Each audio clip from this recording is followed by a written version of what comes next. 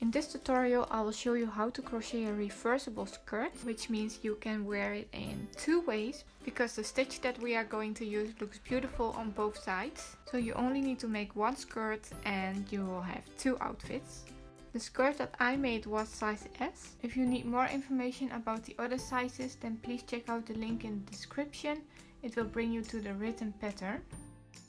So what you will need is 4 skeins of Katia Cotton Cashmere or any other sport weight yarn, and you will need a G crochet hook. We will start with foundation half double crochet stitches, so we make a slip knot and we chain 3.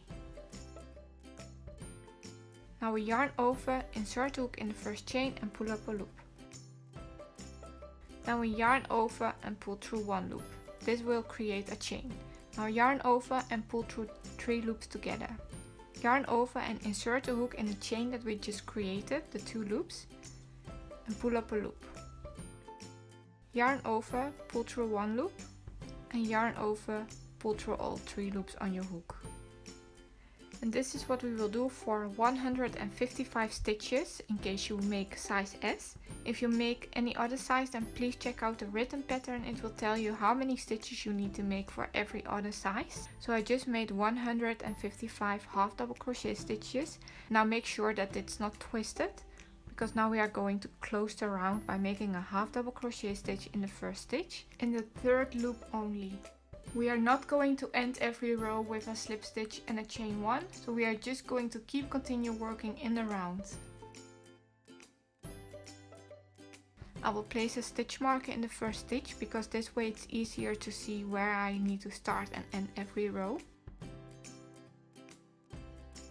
Now I'm using a needle to weave in the yarn and to close both ends.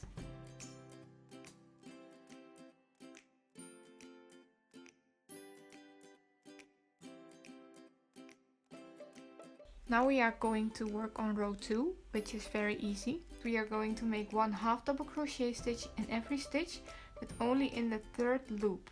So here you can see there are 3 loops. The one facing you is the front loop, next to it is the back loop, and the last one, which we are going to use, is called the 3rd loop. I just reached the end of row 2 and I will move my stitch marker to make sure that I always know where I need to start and end every row. We will continue repeating row 2 until we've made 31 rows. And depending on which size you make, you will need to make a few more repeats. I will show you an overview. You can pause this video if you need more time to read it, or just check out the link in my description. And if you want to make the skirt longer than what I suggested, then continue repeating row 2 until you think it's long enough. In the next 15 rows there will be 8 rows in which we decrease. Here you can see how many decreases you need to make for every size. We will start with row 32, where we will make 1 half double crochet stitch, and we will make 5 or 6 decreases evenly, depending on which size you make. And I will quickly show you how to make a decrease. Yarn over, insert your hook in the next stitch, and instead of finishing it off, you will insert the hook in the next stitch and pull up another loop. Yarn over and pull through all loops together. Now you've combined 2 stitches and made only 1 half double crochet stitch. In row 47 we will go back to normal, which means we make 1 half double crochet stitch in the 3rd loop only until we reach row 63. And then we can start working on the border in row 64. So for the border we are going to skip the next stitch and we make a single crochet stitch in the next. Then we chain 2 and we make another single crochet stitch in the same stitch. And then we skip the next stitch, make a single crochet stitch in the next, chain 2 and make another single crochet stitch in the same stitch. And this is what we will do for the whole row. So skip 1, make a single crochet stitch, chain 2, make another single crochet stitch and skip a stitch.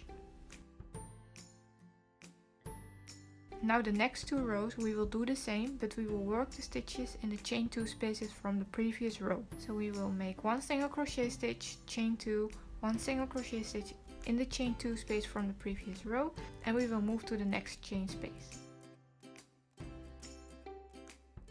And And when you reach the end of row 66, you will just make a slip stitch in the first stitch. And you will cut off the yarn and weave in the ends. And now your skirt is done. To finish it off, I make 200 chains, and with my needle I weave it through the stitches of the border. This way you can pull it more tight, and I think it gives a finishing touch. But of course you can also wear the skirt without this. Okay, that's it. Please like the video and make sure to subscribe, because that way you will get notifications about my new crochet patterns. And I hope to see you at my next video. Bye!